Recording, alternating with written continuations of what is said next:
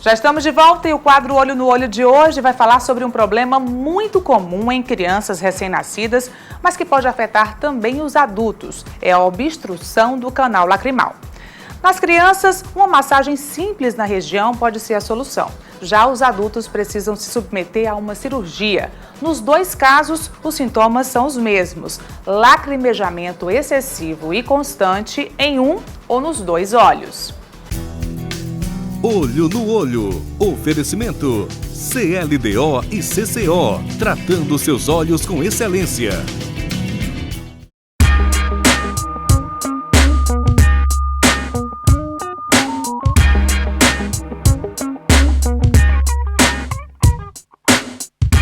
Doutor Volney, boa noite, que bom ter você aqui no nosso programa mais uma vez, para a gente falar sobre um assunto importante da oftalmologia, que é a obstrução do canal lacrimal, um problema que pode aparecer também em adultos, não é isso, doutor? A gente escuta muito falar que é um problema comum nas crianças, principalmente recém-nascidos, mas que os adultos podem adquirir. É isso mesmo? Tudo bem? Boa noite.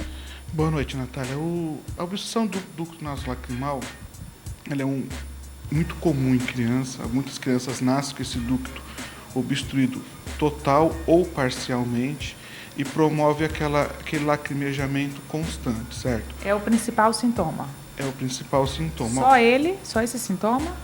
O sintoma mais comum é o lacrimejamento. Em algumas crianças, o lacrimejamento começa a gerar um processo inflamatório, uma infecçãozinha leve também. Aí que provoca secreção? Provoca aquela secreção amarelada que daí você tem que tratar com um antibiótico. A gente até confunde com conjuntivite, né? Isso, muitas vezes as mães confundem com conjuntivite, mas a obstrução do ducto, esse ductozinho, ele tem tanto na pálpebra superior quanto na pálpebra inferior. Ele é um orifíciozinho, porque cada vez que a gente pisca, a gente troca a lágrima do olho. E essa lágrima ela tem que ser drenada, no caso ela vai ser drenada para a garganta, certo? E esse orifício, quando você fecha, ele forma uma pressão negativa e leva essa lágrima para a garganta. Se ele está obstruído, a lágrima não vai fazer esse caminho, ela vai sair para fora. E a criança vai começar a lacrimejar, a criança vai começar a ter aquela epífora que incomoda bastante, principalmente a mãe. Aquela secreçãozinha, primeiro hialina, transparente, depois vai ficando com o tempo amarelado. Mas é um problema comum, mas na maior parte das vezes resolvido somente com a massagem, ou até mesmo espontaneamente, certo? A massagem é uma massagem simples, e quando a mãe vem para o oftalmologista, ele ensina ela vai pegar um dos dedos, principalmente o menor, o mínimo, comprimir contra esse orifício e direcionar para a região nasal, para a região do osso nasal. É mais ou menos uma massagenzinha aqui, isso no olho que tem um problema, pode ser em um olho ou em dois, né? Mais comum em um ou em dois? Geralmente a criança tem mais em um só. Então a mãe vem com o dedinho mínimo aqui, vem, faz a massagenzinha e vai desobstruindo. Que aí o oftalmologista ensina direitinho como é que deve ser essa massagem. Essa massagem deve ser feita quantas vezes por dia? Então, a gente pede para as mães sempre fazer a massagem pelo menos 10 movimentozinhos em cada vez que ela fizer a massagem, pelo menos 2 vezes por dia. Agora tem que ser um tratamento que tem que ser seguido à risca.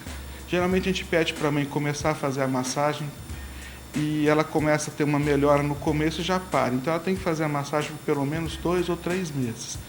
90%, algumas outras fontes dizem 80%, mas até 90% dos casos, com 6 meses a 1 ano, a desobstrução desaparece totalmente, ou seja, o orifício abre e volta a ter uma função normal, ou pelo menos tem uma função boa o suficiente para que não precise de fazer uma desobstrução mecânica, onde tem que levar uma criança para o centro cirúrgico, fazer uma sedação e fazer essa desobstrução, certo? Então, se essa desobstrução não acontecer com a massagem, a criança tem que ir para o centro cirúrgico. Isso depois de quanto tempo de tentativas e a partir de que idade?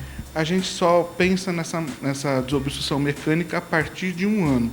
E se a função, depois da massagem, ainda continuar muito ruim, o lacrimejamento muito constante, entendeu? A maior parte das crianças vai ter uma desobstrução confortável o suficiente para ter uma vida normal.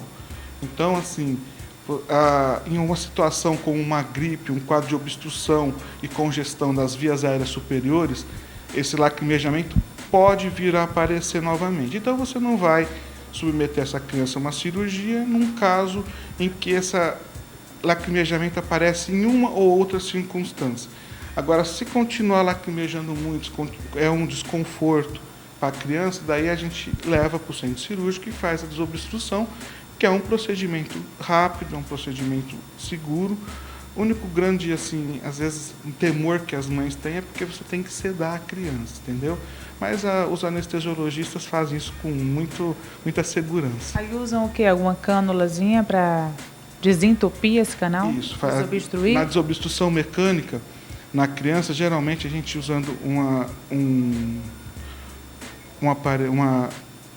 canulazinha metálica, a gente faz essa desobstrução e resolve. Isso por dentro do olho? Por dentro do orifício que tem no olho. A gente vem nesse orifício... Sem precisar fazer nenhum tipo de incisão por fora? Não. No adulto, muitas vezes a gente implanta uma cânula de silicone para manter esse canal aberto, para manter esse canal pérvio, para que ele se forme novamente e para que depois de um tempo a gente pode até fazer a extrusão dela, a retirada, certo? Mas nesse caso, nos adultos, a massagem também funciona? É um protocolo indicado ou não? Só em criança? Não, nos adultos a massagem não tem um sentido, não. Na criança tem, porque a criança pode ter nascido apenas com o orifício fechado e na massagem ele abre novamente e desobstrui.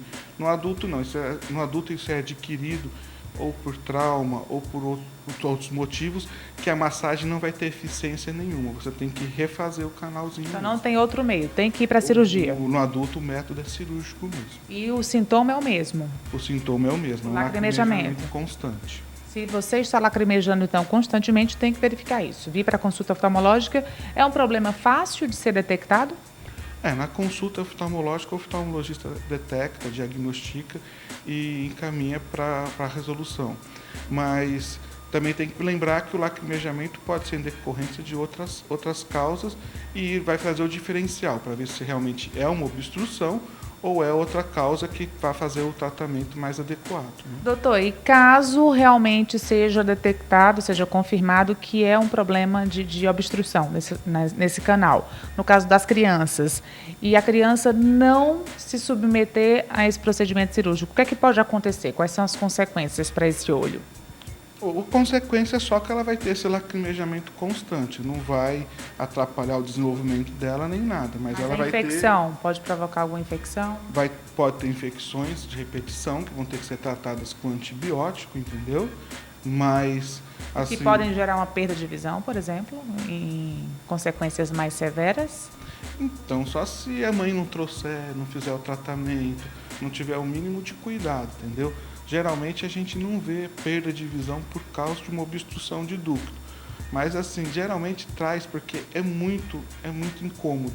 Porque se não for tratado adequadamente é um problema que vai persistir, né? Então a mãe vai ter que ficar repetindo esses tratamentos constantemente, que não é legal também ficar usando muito antibiótico, né, no olho do bebê. Com certeza. E assim, a mãe ela sempre é mais atenta com os problemas da criança, às vezes até mais atenta que os próprios problemas dela, né? E ela traz porque incomoda, assim, toda hora aquela criança com o olhinho lacrimejando, às vezes o olhinho mais vermelho, ou apresenta secreção, e ficar usando essa medicação o tempo inteiro, isso incomoda bastante. Tanto para a criança, que está lacrimejando, quanto para a mãe que está observando isso dia a dia. Então a gente torce para que o problema seja resolvido só com massagenzinha, né? Que é o ideal. É o ideal e assim, a gente espera que a mãe colabore fazendo a massagem corretamente para que isso realmente ocorra, porque a grande parte esmagadora resolve-se só com a massagem. E às vezes a pessoa pensa que o problema está resolvido e para de fazer. É, isso que não pode. Tem que continuar o tratamento e seguindo direitinho a massagem por um tempo, assim, extenso, mas que compensa. Doutor, muito obrigada, então, por esses esclarecimentos tão importantes aqui no nosso quadro de hoje, tá bom? Até a próxima. Obrigado, Natália. Até a próxima.